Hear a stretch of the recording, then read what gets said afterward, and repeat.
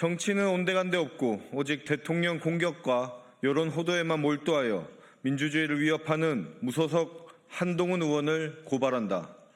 존경하는 국민 여러분, 더불어민주당 허위조작 정보대응 특별위원회 김동아 의원입니다.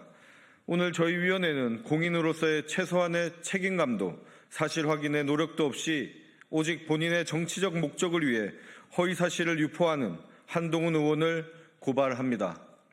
지난 6월 9일 한동훈 의원은 자신의 SNS 계정에 이재명 대통령의 한성숙 국무총리 후보자 지명을 두고서 뇌물 공여자에 대한 보훈 인사라는 취지의 글을 게시했습니다. 한동훈 의원의 주장은 일말의 개연성도 없는 명백한 허구입니다.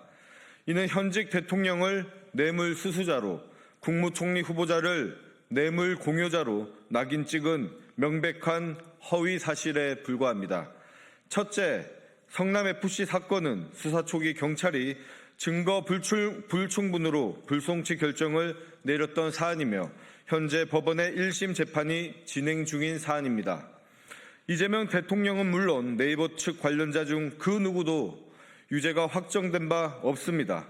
헌법상 무죄 추정의 원칙을 누구보다 잘 아는 전직 법무부 장관이 재판 중인 사건을 뇌물 공여자라고 단정지어 표현한 것은 대중을 선동하기 위한 의도적인 왜곡이자 허위사실 공표로 관련자들의 명예를 훼손한 명백한 범죄입니다.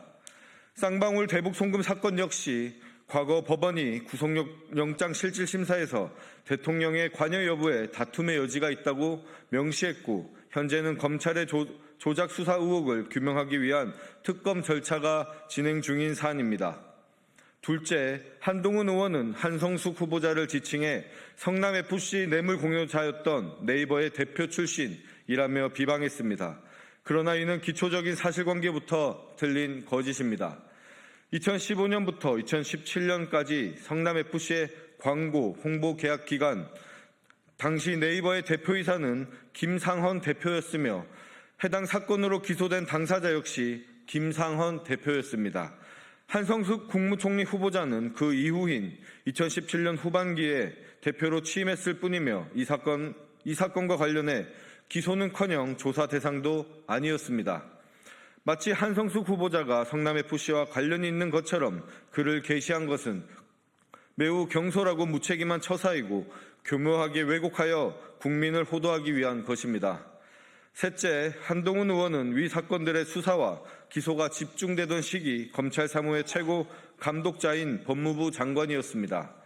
성남FC와 이재명 대통령에 대한 무리한 수사에 책임이 있는 장본인으로서 수사 과정의 위법성을 누구보다도 잘 알고 있었을 것이고 적극적으로 위 조작 수사에 가담한 의혹이 있는 당사자입니다. 뿐만 아니라 현재 한동훈 의원 본인은 쌍방울 대북 송금 사건의 조작 수사에 부당하게 개입했다는 직권남용 등 혐의로 고발되어 종합특검팀의 수사를 받고 있으며 출국 금지 조치까지 내려진 당사자입니다.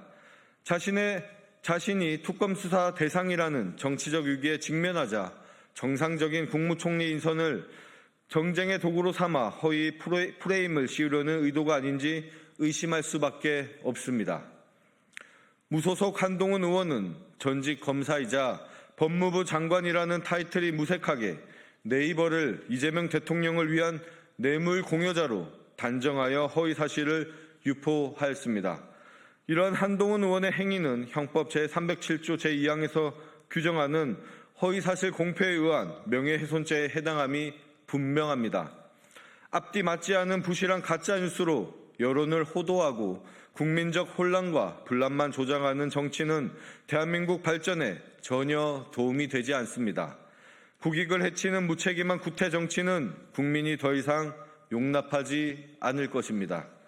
수사기관에 촉구합니다.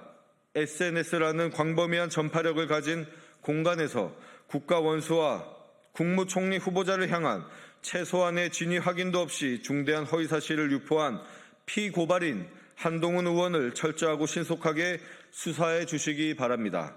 더불어민주당 허위조작 정보대응 특별위원회는 가짜뉴스로 국민의 눈을 가리고 국정을 흔들려는 모든 시도에 대해 타협 없이 단호하게 대응해 나가겠습니다. 감사합니다. 2026년 6월 10일 더불어민주당 허위조작 정보대응 특별위원회 일동. 감사합니다.